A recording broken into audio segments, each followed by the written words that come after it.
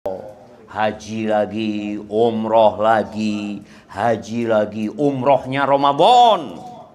Seperti haji bersama Rasul sallallahu alaihi wasallam. Perbandingan antara orang yang berilmu dengan orang yang ahli ibadah. Kafadlil qamari lailatal badri ala sairil kawakib. Perbandingannya itu seperti bulan purnama dibandingkan dengan bintang-bintang lainnya. Nggak kelihatan bintang itu jemaah ketika purnama itu muncul. Di riwayat lain dikatakan oleh Nabi alaihi salatu wasallam, kafadli ala adnakum, seperti keutamaanku dibanding orang yang paling rendah di antara kalian. Bayangin, jauh sekali. Tapi kadang-kala tadi kita masih sulit untuk belajar. Sebagian kita masih belajar kalau ada waktu. Tapi seharusnya kita mengadangkan waktu untuk belajar. Maka alhamdulillah kita di tempat ini dalam rangka untuk menambah ilmu. Nabi kita Muhammad alaihi salatu wassalam tidak pernah disuruh Allah meminta tambahan kecuali tambahan ilmu. Allah mengatakan wa qul rabbi zidni ilman. Itu perintah Allah langsung kepada Nabi alaihi salatu wasallam. Katakan, wahai Rabbku, tambahkan kepada aku ilmu. Karena dengan bertambahnya ilmu bertambah yang lainnya. Insyaallah antum masih ingat cerita seorang yang membunuh 99 orang. Kemudian dia ingin bertobat. Dia tanya sama orang, kepada siapa aku harus bertanya? Fadulla ala abid. Dia diarahkan untuk menjumpai abid, orang yang ahli ibadah, bukan orang berilmu. Di masyarakat kita itu orang yang rajin ke masjid disebut apa? Biasanya alim. Alim fulan. Padahal alim itu untuk yang berilmu, tapi disebut alim karena dia rajin ibadah, ya. Dia selalu puasa Senin Kemis. Maka dianggap orang alim. Ini yang membunuh 99 orang datang kepada orang yang ahli ibadah. Cerita dia. Aku sudah membunuh 99 orang. Fahalli min taubah. Apa sih mungkin aku ini?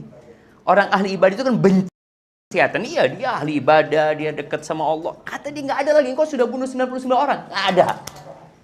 Kemudian dia tanya lagi. Adakah orang yang berilmu? Tadi bertanya kepada orang yang berilmu, dikasih arahan. Apa yang menghalangmu dari pintu taubat? Masya Allah, turun hujan. Nah, ahlan wa sahlan. Jazakallahu khair. Ana minta maaf ya. Minta maaf kita nih jamaah. Soalnya ana lihat yang lainnya dapat air, cuma Ustadz yang dikasih.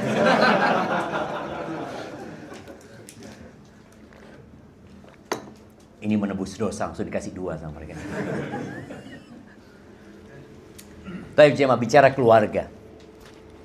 Bicara keluarga dan ilmu. Terus terang, ana pernah mendengarkan sebuah fatwa yang buat ana belajar lagi. Karena banyak orang curhat masalah keluarga mereka. Ada seorang perempuan yang telepon kepada seorang syekh. Syekh ini umurnya sudah 90 tahun ya. Ana lupa dia di Maroko atau di Aljazair ya. Dia telepon ketika Syekh ini live memberikan fatwa.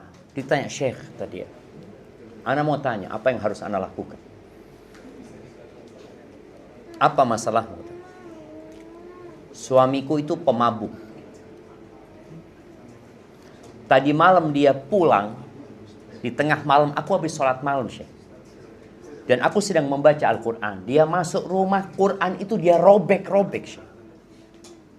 kemudian dia buang. Lakukan. Apakah ana khulu? Bertanya kepada perempuan ini. Ditanya, kalau engkau berpisah sama suamimu, anak-anak ikut siapa?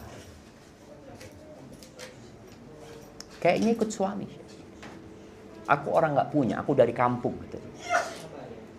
Dia orang nggak punya. Setelah ngobrol saya ngomong, sabar nak ya. Kau sabar nak. Engkau berdoa mohon sama Allah Azza wa Jalla.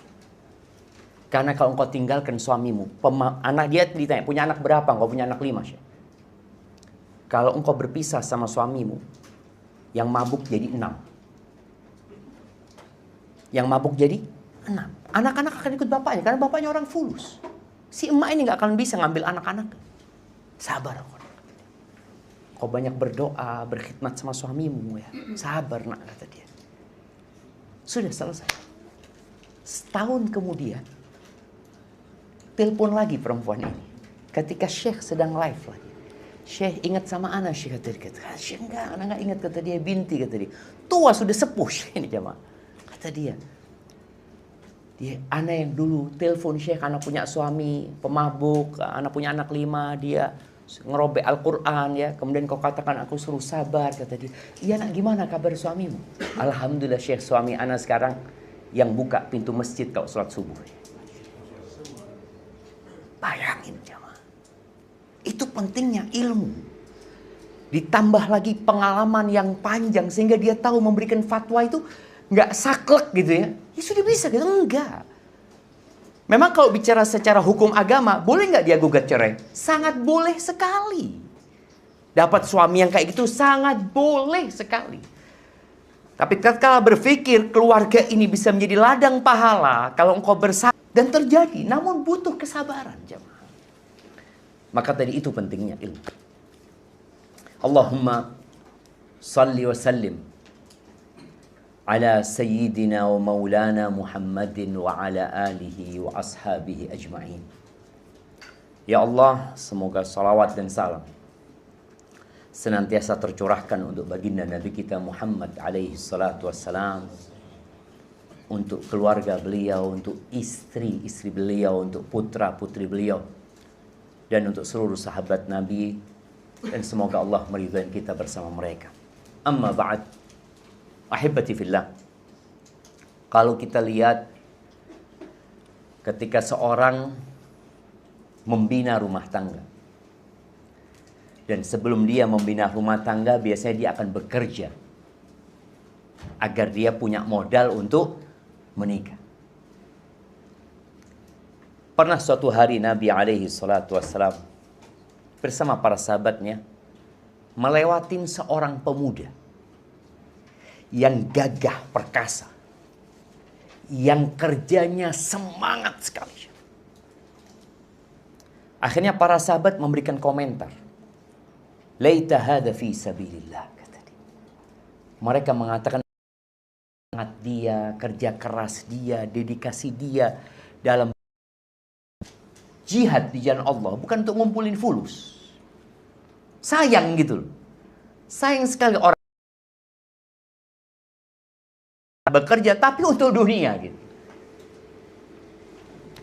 Akhirnya Nabi alaihi salatu wasallam meluruskan pandangan para sahabat ini. Beliau mengatakan kepada para sahabat ini, in kana kharaja yas'a ala abawaini syaikhaini kabirain fahuwa fi sabilillah. Kalau orang itu keluar dari rumahnya bekerja untuk mendapatkan harta yang tujuannya demi memberikan nafkah kepada kedua orang tuanya yang sudah tua, yang sudah sepuh, fahuwa fi sabilillah. Bayangin, antum bekerja. Dan kita lihat ya, di kota-kota besar ini setiap pagi orang itu rame di jalanan. Bisa nggak capeknya mereka, lelahnya mereka yang sampai dikatakan orang-orang kota besar ini hidupnya habis di jalan gitu. Ketemu sama anak, aduh sedikit sekali dia. Ketemu sama istri, mungkin di malam hari. Kata Nabi SAW, kalau dia keluar dalam rangka memberikan nafkah kepada kedua orang tua yang sudah sepuh, fahuwa fi sabilillah. Dia tuh di jalan Allah gitu loh. Jangan dianggap dia itu nggak dapat pahala. Yang kedua, in kana kharaja yas'a ala auladin lahu sigar, fahuwa fi sabilillah. Kalau dia keluar bekerja, kadang-kala kita tahu orang kampung berangkat ke kota besar merantau sama. Pulang 2 bulan sekali, pulang 3 bulan sekali, ada yang 4 bulan sekali baru pulang, ada yang merantau mungkin ke Malaysia, ada yang merantau mungkin ke tempat lainnya, dan dia pulangnya jarang. Kalau tujuan dia untuk memberikan nafkah kepada anak-anak yang masih kecil, ingin anak-anaknya tumbuh besar, mendapatkan pendidikan yang layak, sehingga menjadi anak-anak yang soleh, soleha, fahuwa fi sabilillah. Dia di jalan Allah. Yang ketiga, wa in kana kharaja yas'a yu'iffu nafsahu.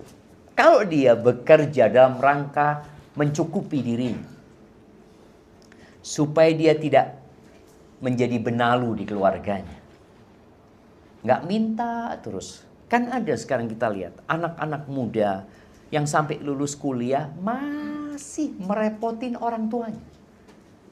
Dulu lulus SMP kerja. Anak tanya sama Abah Hana, Bah, Abah lulus SMP? Enggak. Kelas 2 SMP berhenti, naik kelas 3.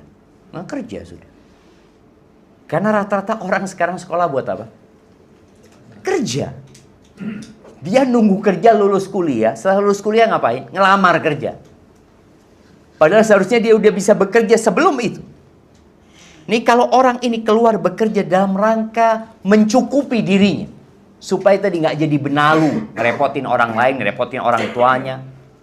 Karena kita tahu orang-orang yang nganggur itu biasanya akan berdampak negatif kepada keluarga, kepada masyarakat juga. Nantinya supaya dia menjaga kehormatan dirinya, fahuwa fi sabilillah. Ini orang di jalan Allah Azza wa Jalla. Satu, sama-sama kerja. Sama-sama tiap pagi keluar dari rumahnya, pulang malam sama. Tapi bedanya yang keempat ini, in kana kharaja yas'a riya'an wa mufakharatan fahuwa fi sabilillah. Kalau dia bekerja dalam rangka pamer kekayaan, untuk berbangga-banggaan di hadapan, maka sayang sekali kalau kita bekerja capek, ternyata fi sabilillah syaitan. Oh enggak, anak demi keluarga. Iya, niat itu di hati. Enggak perlu diucapkan di lisan. Maka tolong semua yang sudah punya keluarga nih, yang sudah berusaha untuk bermuhasabah. Kita itu perlu punya waktu. Disebutkan oleh Wahab ibn Munabbih. Dia mengatakan, disebut oleh Imam Ahmad dari Wahab ibn Munabbih, dia mengatakan, maktubun fi hikmati ali Daud, tercatat dalam hikmahnya keluarganya Nabi Daud. Kan Allah memberikan hikmah kepada Nabi Daud. Di antara hikmah yang disebutkan di sana, haqqun 'alal 'aqil an la yaghfala an arba'i sa'at. Wajib bagi orang yang berakal sehat itu untuk tidak lalai dari 4 waktu. Nih, kita perlu membagi waktu kita. Bukan kerja terus juga, enggak juga. Yang pertama, sa'atin yunaji fiha rabbah. Dia perlu punya waktu bermunajat kepada Tuhan. Dan waktu yang paling mulia untuk bermunajat ini sepertiga malam akhir. Harus antum punya waktu itu. Bicara keluarga, suami istri ini harus saling tolong-menolong untuk bangun bermunajat kepada Allah Azza wa Jalla. Dalam hadis yang sahih, Nabi SAW mengatakan, rahimallahu rajulan qama minal laili fasalla. Allah merahmati seorang suami. Suami. Lelaki di sini konteksnya suami. Dia bangun di malam hari, ngapain? Sholat. Dia sholat. Selesai sholat, dia bangunkan istrinya. Bayangin dia. Istrinya nggak tahu berapa rakaat suaminya sholat. Nggak perlu tahu. Ini adalah waktu yang spesial. Yang seharusnya kita udah nggak ada orang yang bangun. Nanti selesai engkau sholat, kau bangunkan istrinya. Setelah dia sholat, dia bangunkan istrinya. Ketika istrinya tidak mau bangun, dia percikan air. Dia bisikan, ayo sayangku, ya, ayolah bangun. Ini waktu bermunajat. Ini waktu dikabulkannya doa. Ini waktunya mengajukan proposal, permintaan hajat kita kepada Allah Azza wa Jalla. Ini waktunya. Wallahu jamaah. Kita tuh kalau ada orang janji sama kita, ngomong, engkau nanti ketemu Ana ya. Ana punya keaman, insya Allah nanti kau datang ketemu Ana. Ke kantor Ana nanti. Datang kita berangkat jamaah. Dia janji sama kita. Gitu. Insya Allah lah, berapa kebutuhanmu? Ya mungkin 1-2 M. Ntar Ana kasih 4 M. Datang nggak antum jamaah? Datang antum, bismillah. Semua rapat, semua janji. Afwan. Kenapa? Ada 4 M nih. Kita akan datang. Sedangkan Allah Azza wa Jalla di sepertiga malam akhir, sepertiga akhir malam itu, Allah turun ke langit dunia. Kata Nabi SAW, lalu mengatakan, hal min sa'ilin fa'u'tiyah. Apakah ada yang mau minta sekarang aku kasih, kata Allah Azza wa Jalla. Wa hal min da'in fa'astajibalah. Ada yang mau berdoa aku kabulkan. Wa hal min mustaghfirin fa'aghfirlah. Ada yang mau minta ampun sama aku ampuni dia. Wallah jamaah. Allah mengatakan itu. Lalu kita nggak bangun. Ada masalah sama kita. Engkau punya perlu. Ayo bangun.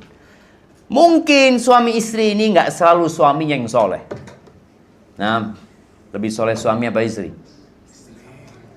Bapak? Ya, kadangkala istrinya yang lebih soleh. Nggak apa-apa. Kata Nabi SAW, warahimallahu mra'atan qamat minal laili fasalla. Dan Allah merahmati seorang istri yang bangun duluan dia. Memang kadangkala kita suruh berlomba-lomba dalam kebaikan ya. Istri yang bangun duluan. Dia bangun kemudian dia sholat. Selesai sholat baru dia bangunkan suaminya. Tapi lihat ya. Ketika suaminya nggak bangun, dia apakan sama istrinya? Dipercikan air. Antum siap dipercikan air? Bapak-bapak. Hah? Kan nggak wajib sholat malam, Ustaz. Kenapa harus percikan air? Subhanallah. Itu istri yang soleha. Mungkin sekarang suaminya nggak berpercikan air. Ya, kasih kopi, bikinkan kopi. Bang, kopinya udah jadi. Subhanallah. Benar. Ketika ini terjadi, rahmat Allah turun. Jemaah, di rumah itu rahmat Allah turun. Pernah ada seorang budak yang dijual oleh majikannya karena butuh uang. Dijuallah dia. Sepertiga malam akhir dia bangunkan satu rumah itu jauh. Kom. Bingung mereka kata dia. Udah subuh kata dia. Belum kata dia. Belum subuh kata dia. Loh kan belum subuh.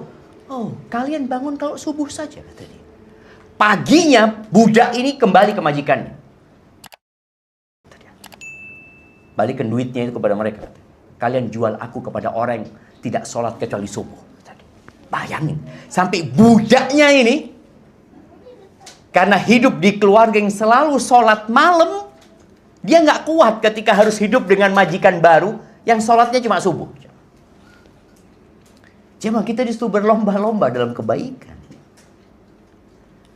Jibril alaihi salam pernah berpesan kepada Nabi Muhammad SAW. Ya Muhammad, alaikas salatu wassalam ya Rasulullah, ish ma syi'ta, fa innaka mayyitun. Wahai Muhammad, hiduplah semaumu. Tapi kau pasti mati gitu loh. Pasti mati.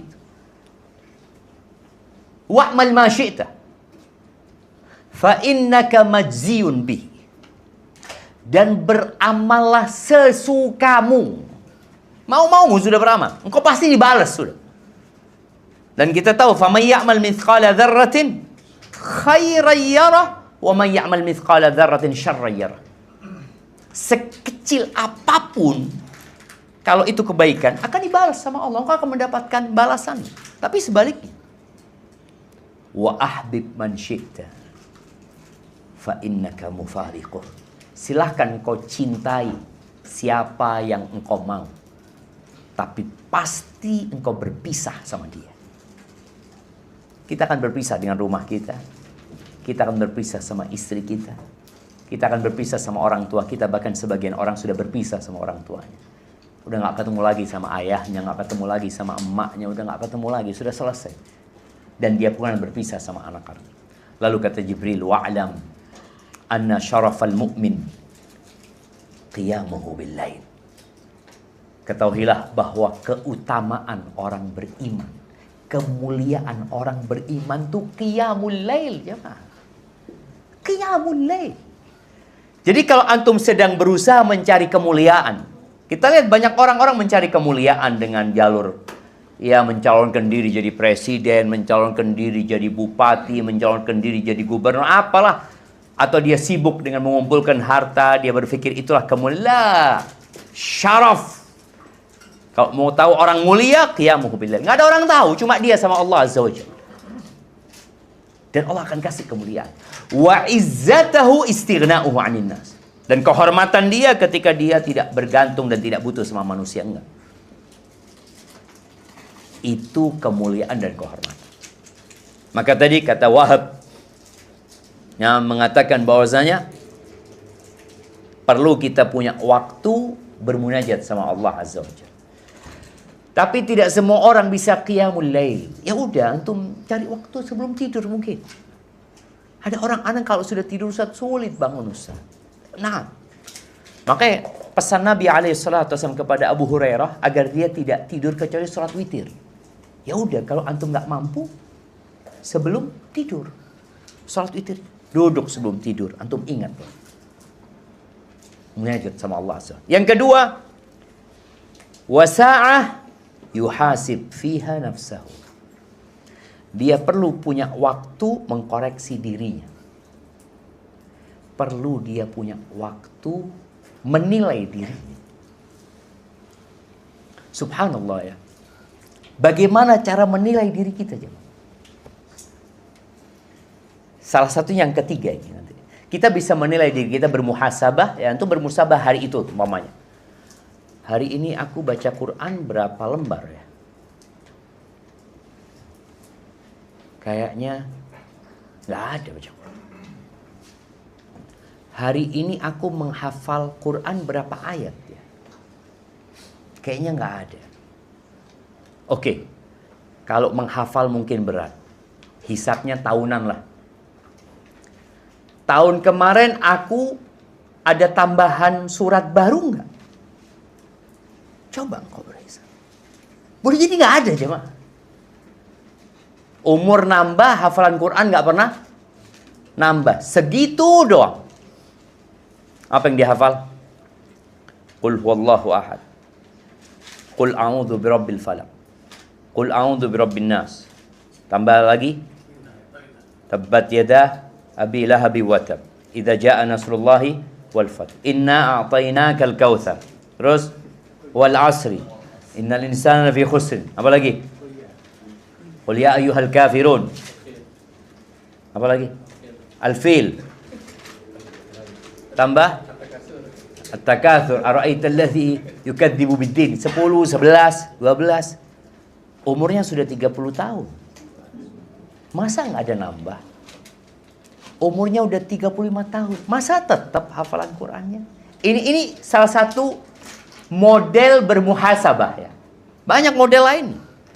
Ini dalam bab Quran. Dalam bab sodakoh. Coba antum lihat. Antum duitnya nambah nggak? Ya, nambah Ustaz. Dulu gaji ana 2 juta. Waktu gaji antum 2 juta, antum sodakoh berapa? Alhamdulillah Ustaz. Ana waktu itu sodakohnya 200.000. Berarti berapa persen? 10%. Sekarang gaji, alhamdulillah sudah 10 juta.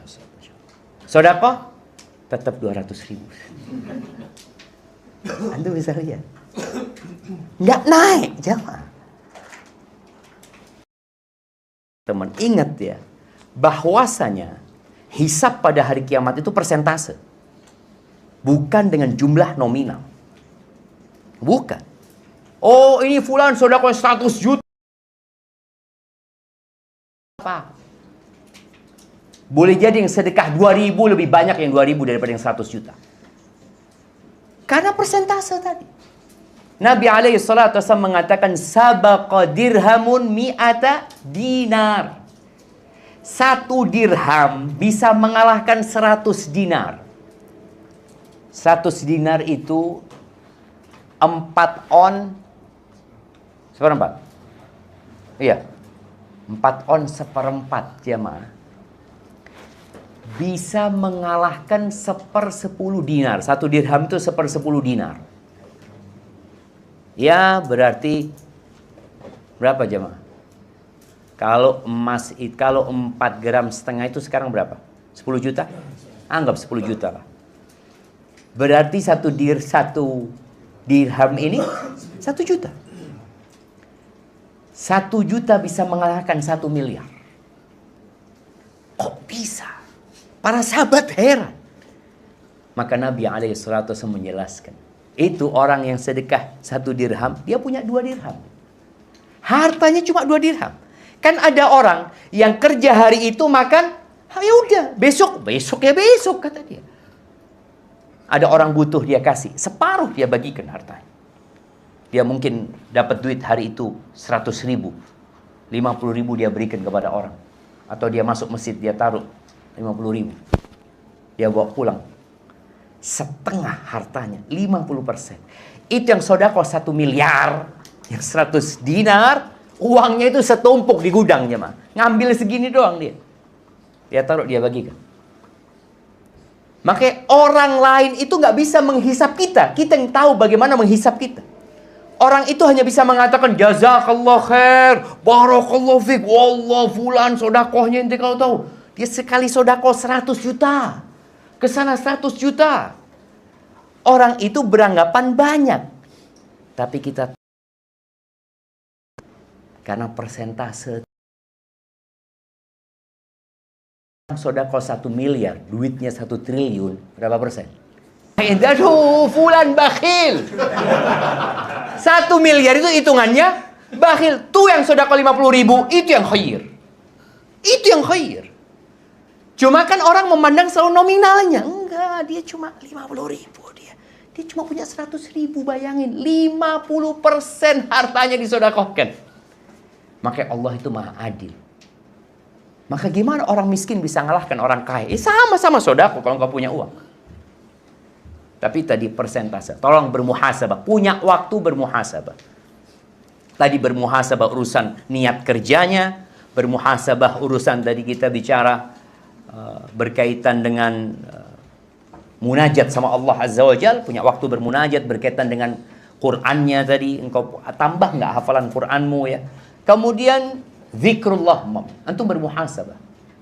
Hari ini berapa kali antum baca la ilaha illallah wahdahu la syarikalah lahul mulku wa lahul hamdu wa huwa ala kulli syai'in qadir. Berapa kali antum baca?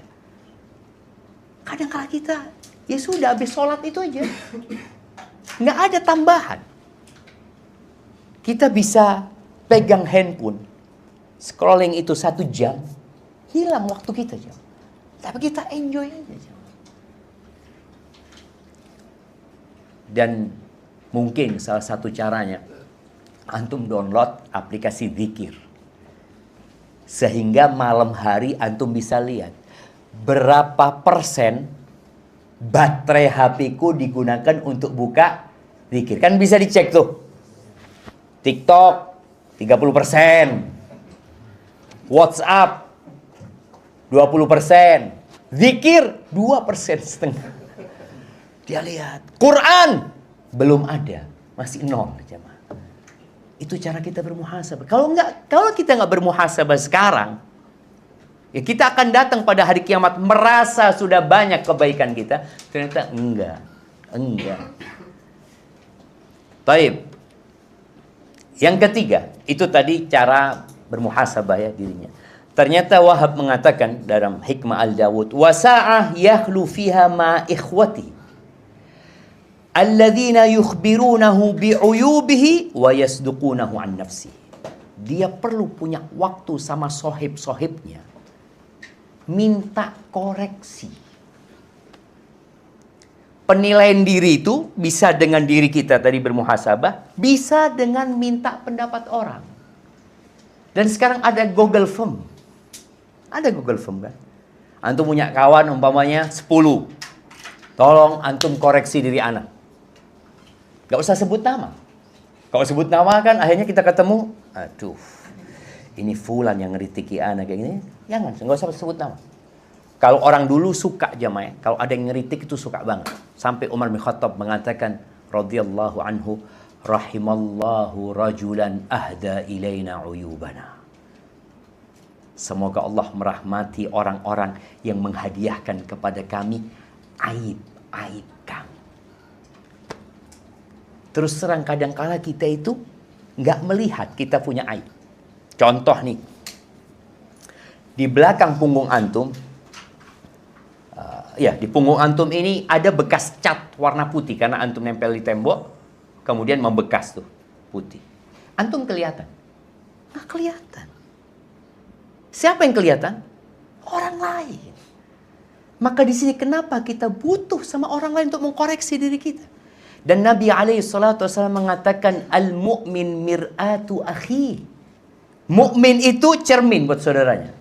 Anda bisa lihat. Maka anak kadang-kala ngelihat, ternyata miring anak punya topi. Kadang-kala tim mengatakan dari jauh, anak paham, topi anak miring gitu. Karena anak nggak ngelihat. Anak nggak ngelihat diri anak. Orang lain yang melihat diri anak. Antum pun sama seperti itu. Kadang-kala kita merasa udah baik. Kita merasa enggak, anak udah baik. Tapi ada orang yang mengatakan, enggak, antum sombong. Tuh dari mana? Setiap kali antum ngobrol selalu ana, aku, saya. Jarang antum mendengarkan orang lain. Selalu jadi aktor kalau berbicara. Nah, jangan. Ini koreksi dari teman. Makanya tadi, kalau antum bisa punya waktu sama teman-teman, duduklah. Tolong koreksi anak. Cuma kadang-kadang tadi, malu teman kita mau ngoreksi kita. Maka sekarang pakai apa?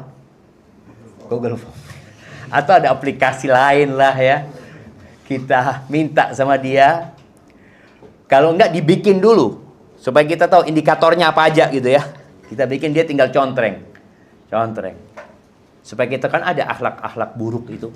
Mai bakhil ya. Itu akhlak buruk ya. Kemudian sulit mendengarkan nasihat ya. Termasuk akhlak buruk. Kemudian ambisi duniawi ya. Hubbud dunia dikatakan ra'su kulli khati'ah. Terlalu cinta sama dunia. Kemudian ada orang yang termasuk akhlak buruk itu suka marah, emosi. Kalau emosi sudah jangan ditanya. Dan yang paling tahu sama kekurangan kita itu istri kita. Istri kita. Maka jadikan istri itu sohib yang mengkoreksi kita. Dia tanya sama dia. Nabi SAW mengatakan khairukum li ahli. Orang yang terbaik di antara kalian adalah yang paling baik sama keluarganya. Wa ana khairukum li ahli. Dan aku orang yang terbaik kepada keluargaku. Makanya kalau ingin tahu aibmu, dia tanya sama istri. Kalau istri mengatakan antum baik, insya Allah antum baik. Tapi ada suami yang pandai bertopeng di rumahnya. Khair suaminya, Masya Allah. Suamiku nggak ada yang kayak dia. Dia kerja dari pagi, siang, malam, kadang-kadang nginep di kantor. Kata Sohibnya, di kantor mana nginep? Kantor mana? Sama Ana dia. Loh, iya. Kadang-kadang tadi kita perlu koreksi di dalam, koreksi di luar. Di luar Sohib, di dalam istri. Jadi kan dia orang yang koreksi kita.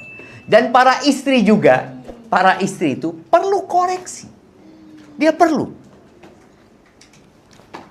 Kadangkala kita ini baca status kawan kita, langsung kita tersindir jemaah. Kayaknya fulan ini nyindir ana ya. Apalagi mak-mak itu karena perasa ya. Sampai ada beberapa orang kalau bikin status itu dikecualikan fulana. Jangan sampai fulana itu baca, nanti fulana akan ngomong, "Kok nyindir ana ya?" Maka dia kecualikan di situ jemaah. Pernah ada seorang ustaz khutbah Jumat. Kita tuh khutbah Jumat ini yang dengar banyak orang jemaah. Habis khutbah Jumat, ustaz ini diundang makan sama salah satu jamaah. Ustaz makan tempat aneh ya. Habis makan ditanya ustaz ini, "Ustaz afwan, ustaz tadi nyindir ana ustaz." Subhanallah, ini khutbah Jumat. Dia merasa disindir sama ustaznya karena dia melakukan apa yang dia omongkan sama ustadznya. Padahal ustadz nggak ada maksud nyindir dia. Kata ustadznya, "Alhamdulillah kalau antum merasa tersindir. Ana nggak nyindir siapa-siapa. Ana nyampaikan kepada semua yang hadir tadi di masjid." Maka tadi, kalau ada orang yang ngeritiki kita, kemudian kita baca status orang, kok kayaknya ana banget yang dia maksud ya. Ya jadikan itu bahan koreksi. Kita butuh jemaah. Baik, ana minum dulu jemaah. Bismillah. Alhamdulillah, enak ternyata airnya. Jazakallah khairnya. Taib, yang ketiga, wasa'ah yatakhalla fiha baina nafsih wa baina ladzatiha fima yahillu wa yajibul. Yang keempat itu, dia perlu waktu untuk menyendiri dengan dirinya untuk menikmati kelezatan yang halal dan indah. Butuh jangan. Jadi nggak semuanya ngaji terus ya. Ngaji enggak.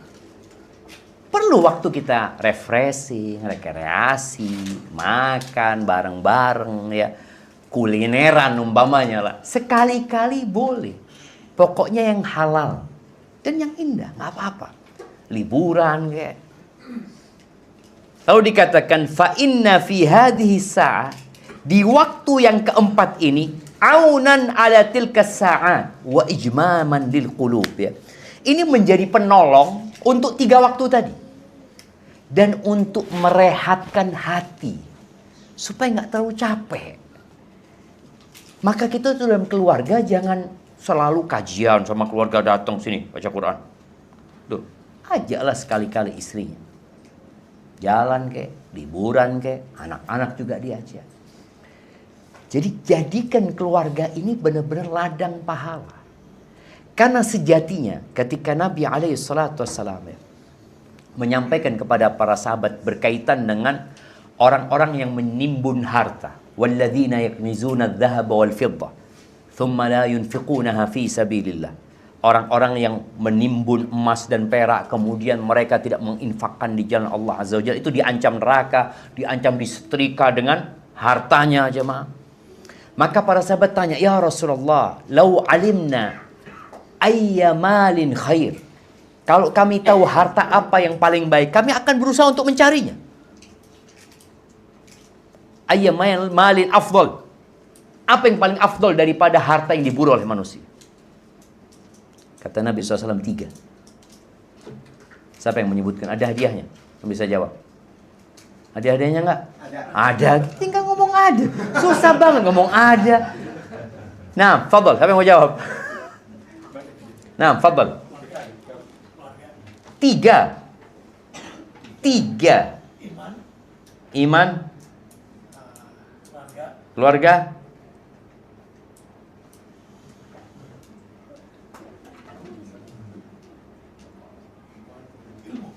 ilmu.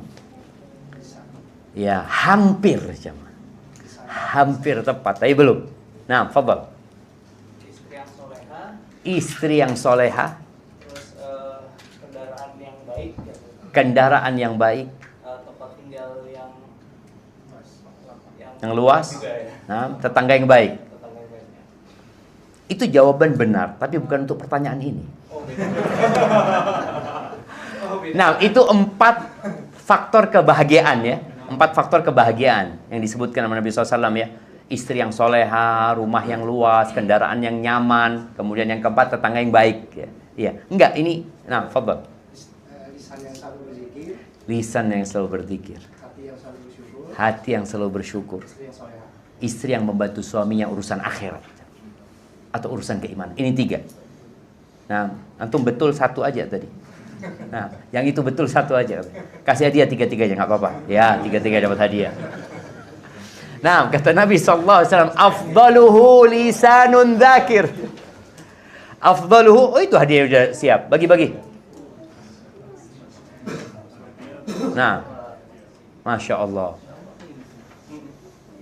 Baik, fadl, bagi dulu hadiahnya.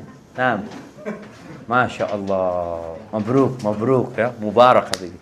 Jadi yang paling afdol dari harta yang dikumpulkan, yang pertama lisanun dzakir.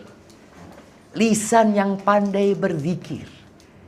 Maka tidak perlu untuk bermuhasabah. Anda punya lisan ini dipakai buat apa sih? Yang kedua, wa qalbun syakir, hati yang pandai bersyukur. Dan khusus buat emak-emak, masalah syukur ini harus diperhatikan. Karena Nabi alaihi salatu wasallam ketika menyebutkan wanita banyak di neraka gara-gara bukan nggak bersabar sama suaminya, tapi nggak bersyukur. Qalbun syakir. Kemudian yang ketiga, wa zaujatun mu'minatun tu'inuhu ala imani wa fi lafdin tu'inuhu ala amril akhirah.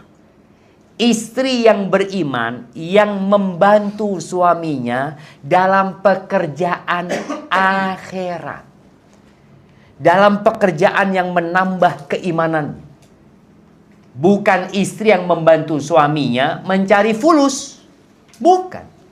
Kan ada perempuan-perempuan yang Masya Allah ya. Dia bekerja, dia mengejar karir. Yang paling mulia itu bukan yang itu.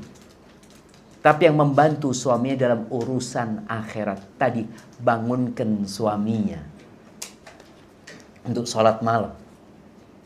Ketika ya bulan hampir berlalu mengatakan, bang bulan ini kayaknya kita belum ada puasa sunnah nih bang. Yuk kita puasa 1 hari aja. Puasa sunnah. Ini istri yang Masya Allah. Yang mengatakan kepada suami, bang udah berapa juz hari ini bang? Berapa juz? Berapa lembar? Berapa juz? Nah ada. Ini kalau istri. Kalau enggak suami tadi. Yang beriman. Yang membantu istrinya dalam urusan akhirat.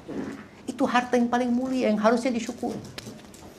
Maka ahibati fillah tadi kita udah tahu bahwasanya ada 4 waktu. Bagaimana sekarang dalam keluarga dihidupkan 4 waktu ini. Tentunya suami sebagai pemimpin. Yang akan ditanya sama Allah Azza wa Jalla. Jangan cuma berpikir kewajibanku ngasih fulus, ngasih harta. Ingatkan istri. Ajak baca. Kalau bisa duduk baca bareng Al-Quran. Bacalah. Paling enggak sehari 1 halaman. Suami yang baca Al-Qurannya, istri yang baca artinya. Atau dibalik. Enggak, suami enggak bisa baca Quran, Ustaz. Ya enggak apa-apa. Istrinya yang baca Quran. Boleh enggak Ustaz istri jadi imam di rumah buat suaminya? Boleh nggak jamaah? Ini suami Al-Fatihah belum bener Ustaz. Nggak boleh, nggak bisa. Terus ya belajar suami. Belajar. Setoran sama istrinya. Tapi memang kalau untuk setoran sama istri berat jamaah ya. Pemimpin setoran sama anak buah ini, aduh enggak lah. Anak setoran di masjid. Nggak apa-apa. Engkau cari setoran tempat lain. Ini termasuk berlomba-lomba dalam kebaikan. Kemudian yang terakhir sebelum kita masuk ke sesi tanya jawab. Ada ungkapan salah seorang ulama. Tunggu bentar. Mana kok hilang jemaah?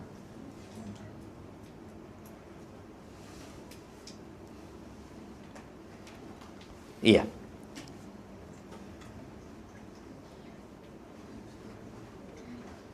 Nah, ucapan Ibnu Qayyim ya, dari Hasan al-Basri rahimahullah, annahu qala al-mu'min qawwamun ala nafsi yuhasibu nafsahu lillah. Orang mukmin itu adalah orang yang selalu mengevaluasi dirinya untuk Allah Azza wa Jalla. Karena kita semua akan berjumpa sama Allah tanpa ada penerjemah. Tanpa ada penerjemah. Istri kita juga akan dihisap sendiri. Kita akan dihisap sendiri. Tapi yang jadi masalah, kita juga akan dihisap dalam rangka mempertanggungjawabkan istri dan anak-anak kita. Wa inna ma khaffal hisab yaumal qiyamah ala qaumin hasabu anfusahum fid dunya. Hisab itu jadi ringan.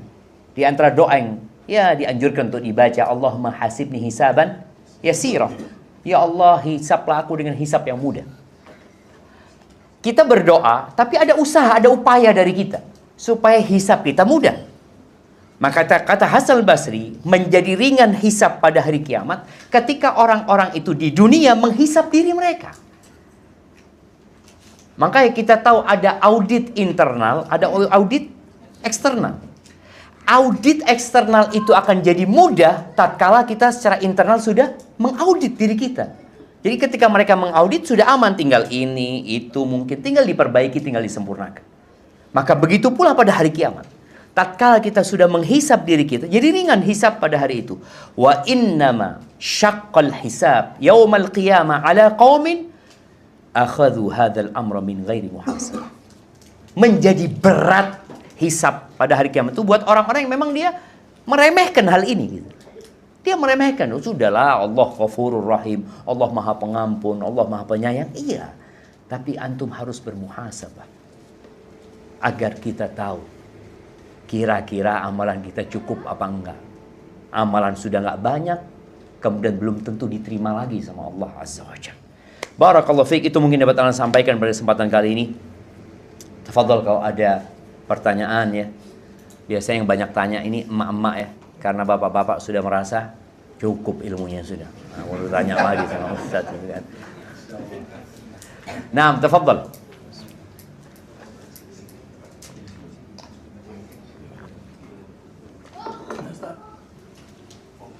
Mic-nya cuma satu. Allahu Akbar. Ini ada nih.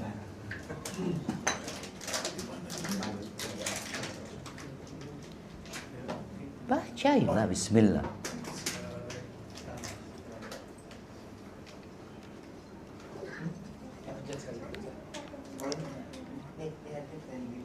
Oh, itu ada. Oh, mak-mak kemana-mana WA-nya.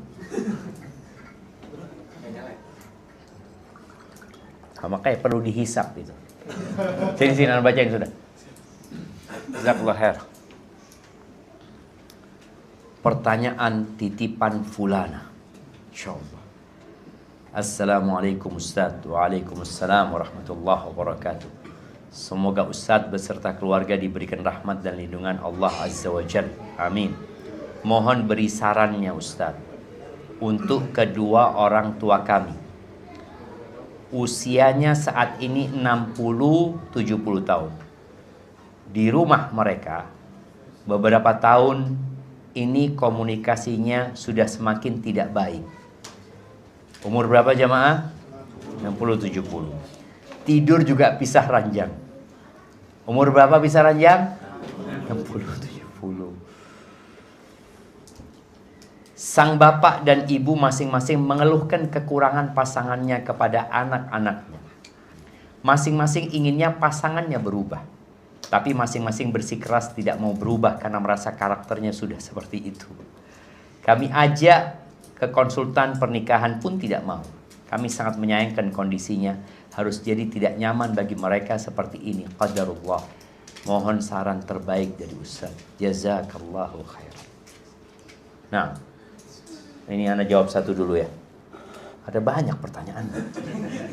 Oke, satu dulu. Siap. Ahibati fillah. Nabi alaihi salatu wasallam menyebut bahwa di antara kerjaan setan yang paling dicintai oleh iblis adalah menceraikan dan memisahkan seorang suami dari istrinya, istri dari suami. Sedih jamaah ya, ketika melihat orang sudah sama-sama tua yang seharusnya mendekatkan diri kepada Allah, namun keduanya mempertahankan egonya masing-masing. Maka apa yang perlu dilakukan buat anak? Karena pernah anak menjumpai sama kira-kira 60-70. Mereka berangkat umroh, sang anak bawa orang tuanya, pulang umroh. Ketika umroh sempat konsultasi sama anak, pulang umroh cerai. Cerai. Artinya iblis berhasil. Allah Azza wa Jalla mengatakan di surat Fatir ayat 15 ya. Ayat 5. Allah mengatakan, ya ayyuhan nas, inna wa'dallahi haqq. Fala taghurrannakumul hayatud dunya. Wala yaghurrannakum billahil gharur. Wahai umat manusia, sesungguhnya janji Allah itu benar. Allah janji bahwa semua akan sirna dan Allah akan membangkitkan orang-orang mati nantinya. Kalian jangan tertipu dengan kehidupan dunia gitu. Dan jangan mau ditipu sama tukang tipu. Maka seorang anak perlu memahamkan kepada orang tuanya bahwa ada setan yang selalu hadir untuk memisahkan kalian berdua. Kalau keduanya ini saling melihat kepada kekurangannya, itu yang diinginkan setan. Sedangkan perintah agama, lihatlah kepada kelebihannya. Ada orang yang curhatlah tentang suaminya. Dia sebutkan semua kejelekan suami. Terakhir anak ngomong, maaf mbak, suami mbak nggak punya kebaikan. Ya ada lah Ustaz, coba sebutkan kebaikan-kebaikan suami. Mulai dia sebutkan 1, 2, 3, 4. Lalu dia, Ustaz, jazakallah khair Ustaz. Ya Ustaz, makasih banyak sudah. Selesai. Dia nggak jadi ngelanjutkan curhatnya. Karena dia lupa dengan kebaikan-kebaikannya. Ketika dia ingat, iya suamiku punya kekurangan. Tapi dia Masya Allah. Dia baik, satu dia sebutkan. Maka bagaimana anak ini sekarang, ketika orang tuanya curhat kekurangan masing-masing dari orang tuanya, bagaimana dia ngomong, iya bapak punya kebaikan nggak bu? Coba ibu sebutkan, berapa tahun ibu hidup sama bapak? Iya, tapi bapak itu gini. Iya, tahu bapak itu nggak benar, bapak itu sebutkan iya, bapak itu salah, sebutkan kesalahan bapak. Iya, kita mau tanya kebaikannya bapak ada nggak? Kok ibu bisa bertahan sama bapak? Minta dia untuk mengingat. Karena yang menyebabkan orang itu nggak suka sama orang lain karena lupa dengan kebaikan. Begitu pula dengan bapaknya. Pak, bapak ini ya hidup sama ibu umpamanya 40 tahun. Tentu ibu punya banyak kekurangan. Ibu punya kebaikan. Suruh ingat. Wallahi jamaah, kalau antum ingat dengan kebaikan istri antum, bagaimana dia hamil anak antum. Bagaimana dia tatkala harus melahirkan anak antum mempertaruhkan nyawanya. Dia 9 bulan di perutnya itu membawa anak kita. Dia capek, nggak bisa berdiri, jalannya sudah kayak gitu. Kemudian dia lahir tuh anak nyusuin anak kita. Maka coba disuruh melihat kepada kebaikan ini aja. Mudah-mudahan dengan melihat kepada kebaikannya itu, ya keburukannya sudah. Semua orang punya keburukan. Kadang-kala tadi kita mau merubah keburukannya udah repot ya. Mereka nggak mau, udah. Kalau mereka nggak mau itu urusan mereka. Tapi bagaimana tiap orang melihat kepada kebaikan. Kata Nabi SAW, la yafraq mu'minun mu'minan. Nggak boleh ya, nggak boleh suami yang beriman benci sama istrinya yang beriman, nggak boleh. In kariha minha khuluqan, kalau ada karakter istri yang tidak dia sukai, radiya minha akhar, bukankah ada yang lain yang dia sukai? Kalau nggak ada kebaikan, ya ayah nggak akan nikah sama ibu nggak akan nikah sama ayah. Iya, jelas mereka punya kebaikan. Mungkin itu usaha anak ya untuk membuat mereka mengingat. Kemudian diajaklah sekali-kali bapaknya ke tempatnya orang-orang miskin. Ajak bapaknya ke kuburan. Ibunya juga seperti itu. Supaya hatinya lembut. Karena di antara yang melembutkan hati itu, kumpul sama orang-orang miskin. Dan ya tadi, kebanyakan orang kaya itu nggak kenal sama orang miskin. Kenapa? Dia titip kalau sodakoh. Titip, transfer, ini, itu. Bagus, nggak ada masalah. Tapi sekali-kali antum harus datang. Sehingga antum bukan hanya dapat fadilah sodakoh, tapi antum dapat fadilah melembutkan hati. Ketika datang ke rumahnya orang miskin, ya Allah, lihat sana, ya Allah, antum jadi ingat nikmat Allah banyak. Tapi tatkala kumpulannya sama orang-orang fulus, ya sudah, hatinya semakin keras. Maka tadi juga suami kalau dapat istri sudah mulai omongannya dunia ini itu macam-macam, sudah bismillah naik motor, sudah kemana kita carilah ke gang-gang situ. Kasih amplop istrinya, yuk ini bawa kita. Bagikan tuh. Sehingga dia pulang dari sana dia merasakan alhamdulillah. Bersyukur kepada Allah. Barakallahu fikum. Baik. Bagaimana menghilangkan? Ana baca lah. Antum nggak ada mic itu, gimana yang lainnya dengar? Yang mana ini? Atas bawah. Bismillah. Afwan saya mau tanya. Jika ada istri yang sebelum menikah merasakan nikmatnya ibadah, tapi kenapa setelah menikah ibadah jadi terasa hambar? Bahkan mengerjakan sholat wajib dilakukan di akhir waktu. Dari awal menikah suami sudah terbiasa mengakhirkan sholat wajib. Awalnya istri menasehati, tapi lama-lama istri juga ikutan sholat di akhir waktu. Bagaimana cara menumbuhkan rasa nikmat ketika beribadah setelah menikah, Ustaz? Kenapa bisa istri jadi ikutan suami yang sholat di akhir waktu, Ustaz? Padahal awalnya istri yang menasihati suami untuk sholat di masjid di awal waktu. Allahu Akbar. Iya, anak pernah dengar fatwa seorang syekh yang ditanya tentang hal ini. Anak lupa apa Syekh Albani yang ditanya ya. Syekh itu tanya, gimana pelayananmu kepada suamimu? Dia mengatakan, Syekh, anak ini sebelum nikah anak biasa sholat malam, biasa puasa sunnah, nikmat. Setelah nikah jadi hambar. Syekh tanya, bagaimana sikapmu kepada suamimu? Bagaimana penghargaanmu kepada suami? Bagaimana pelayananmu kepada suami? Sang istri langsung protes sama Syekhnya. Ya Syekh, ana tanya kenapa ana tidak merasakan nikmatnya ibadah? Kenapa engkau balik tanya bagaimana sikapku kepada suami? Apa hubungannya antara kelezatan ibadah dengan menghargai suami atau taat kepada suami? Syekh mengatakan Rasulullah sallallahu alaihi wasallam bersabda, wala tajidul mar'atu halawatal ibadati hatta tuaddiya haqqa zawjiha. Seorang wanita, seorang istri tidak akan merasakan nikmatnya ibadah, lezatnya ibadah, manisnya ibadah sampai dia menunaikan hak-hak suaminya. Jadi ada hubungan yang erat. Kalau tadi perempuan tidak merasakan yang namanya nikmatnya ibadah, boleh jadi karena dia tidak berkhidmat kepada suami. Maka tolong para istri kalau ingin merasakan nikmatnya ibadah, berikan pelayanan yang maksimal. Kenapa? Karena ketika engkau melayani suamimu, itu ibadah. Tapi gara-gara ibadah ini tidak dilaksanakan, engkau kehilangan nikmatnya ibadah. Bayangin ya, bagaimana Rasul SAW menceritakan malaikat turun tangan, bidadari turun tangan dalam urusan rumah tangga.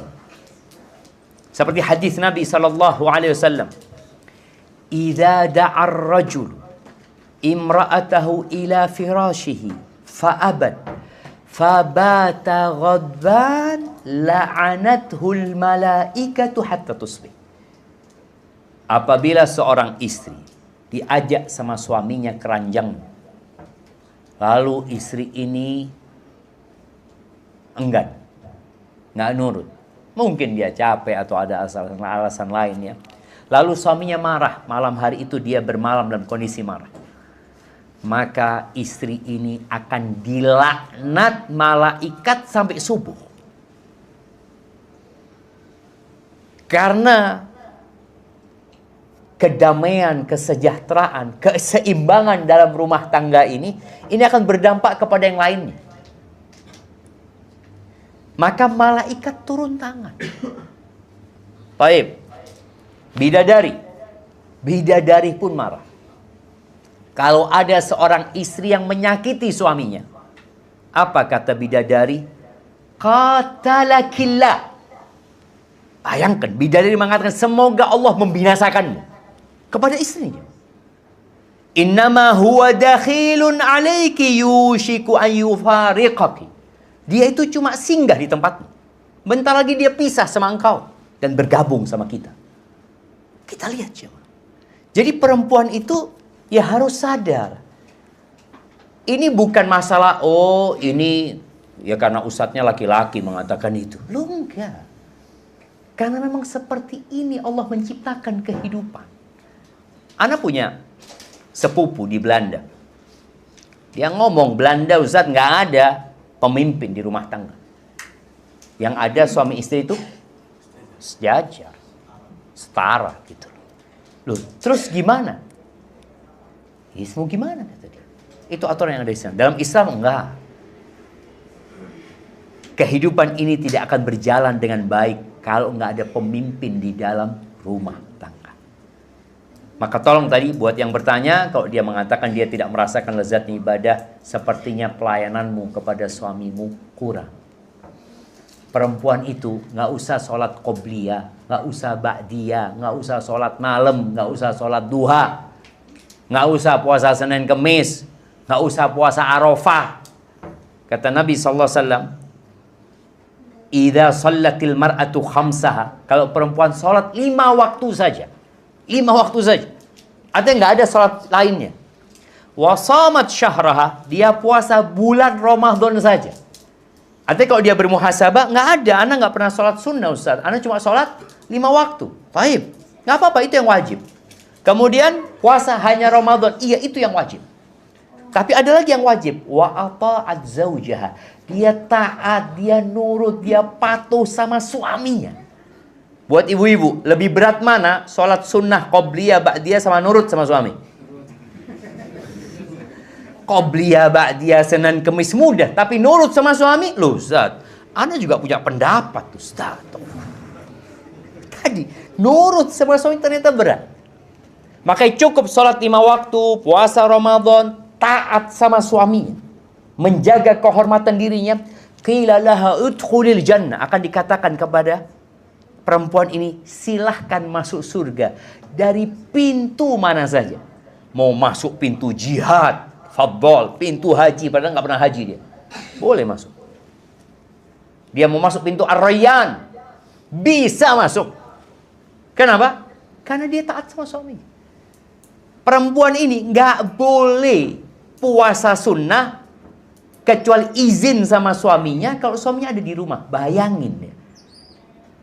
Dan perempuan itu tidak akan pernah menunaikan haknya Allah sampai dia menunaikan hak suami.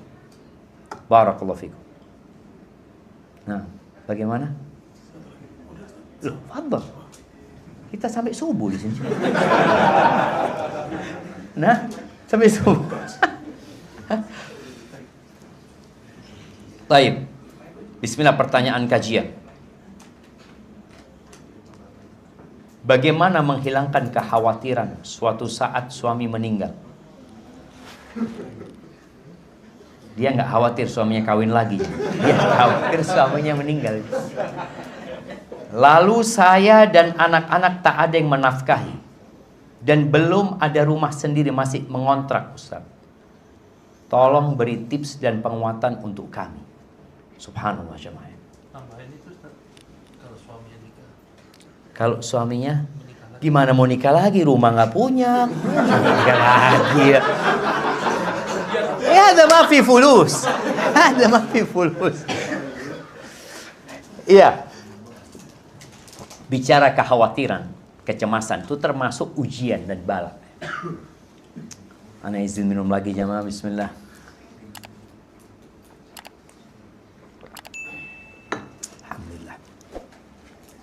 Kata Allah Azza wa Jalla, وَلَنَبْلُوَنَّكُمْ بِشَيْءٍ مِنَ الْخَوْفِ وَالْجُوعِ وَنَقْصٍ مِنَ الْأَمْوَالِ وَالْأَنْفُسِ وَالثَّمَرَاتِ وَبَشِّرِ الصَّابِرِينَ. Kata Allah, kami benar-benar akan memberikan bala, ujian kepada kalian yang bentuknya khauf, kekhawatiran, ketakutan. Itu ujian. Takut di PHK, ya. Takut dengan penyakit, ya. Takut dengan masa depan anak-anak gimana nantinya. Salah satu takut nanti suami meninggal, atau takut suami nikah lagi. Itu termasuk ujian. Kemudian lapar, itu juga ujian. Kekurangan harta, kekurangan buah-buahan, kekurangan orang-orang yang dia cintai, jiwa-jiwa pada meninggal dunia. Lalu solusinya apa? Wabasyiris sabirin. Berikan kabar gembira kepada orang-orang yang sabar. Sabar ini dimulai dengan iman. Makanya dikatakan manzilatus sabri minal iman. Kedudukan sabar dalam keimanan itu seperti kepala dalam jasad. Itu dalam ucapan Ali bin Abi Thalib radhiyallahu taala. Jadi hidup ini semua butuh kesabaran. Maka kita harus meyakini bahwa takdir Allah sudah dicatat.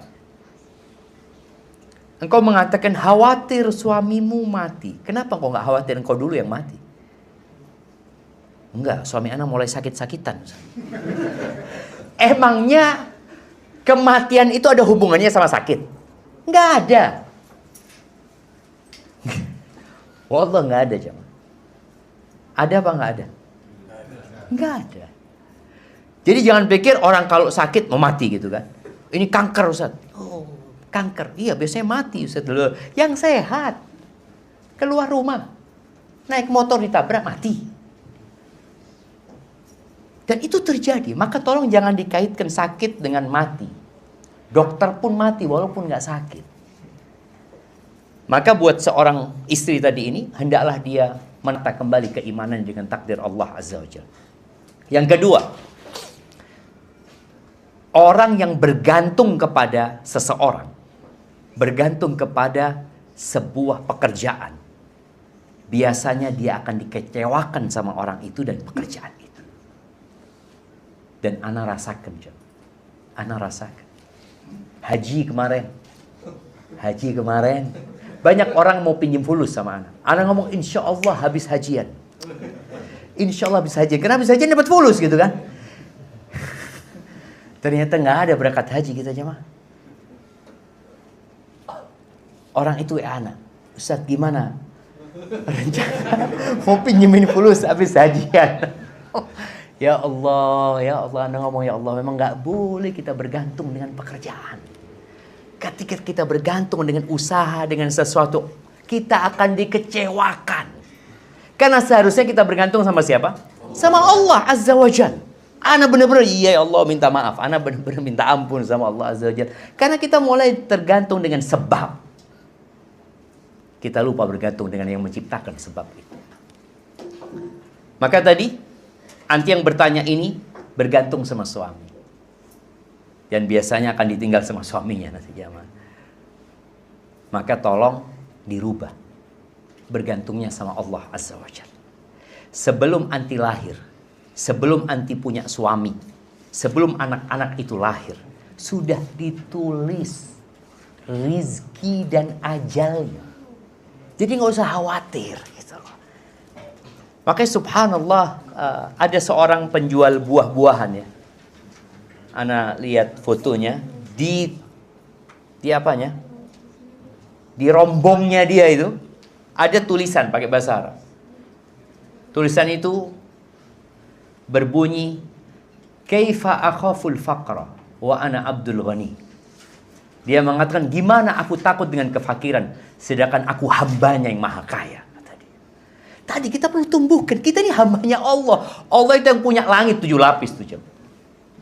Allah yang punya bumi ini jemaah.